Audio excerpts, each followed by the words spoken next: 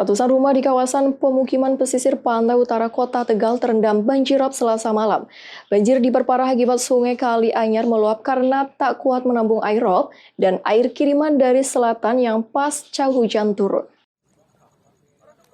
Ratusan rumah di Kelurahan Panggung, Kecamatan Tegal Timur, Kota Tegal, terendam banjir air rob Senin malam. Hampir sebagian besar rumah warga terendam banjir akibat luapan sungai Kali Anyar. Genangan air rob ini masuk ke rumah warga, salah satunya rumah Bapak Yadi yang terendam banjir hingga setinggi lutut orang dewasa. Banjir ini merendam ruang tamu hingga dapur, sehingga mengakibatkan sejumlah perabotan rumah rusak. Sejumlah warga yang rumahnya terendam banjir memilih untuk meninggalkan rumahnya, karena takut ketinggian air berlanjut. Ini yang paling parah, Mas. Ini yang paling parah. Kemarin cuma setutup itu loh, sejawangan. Iya. Sekarang paling parah sekali ini. Paling parah. Iya. Berapa senti, Pak? Ini Pak. sekitar segini, betul gini berapa ya? Sekitar selutut. Iya, seluruhan.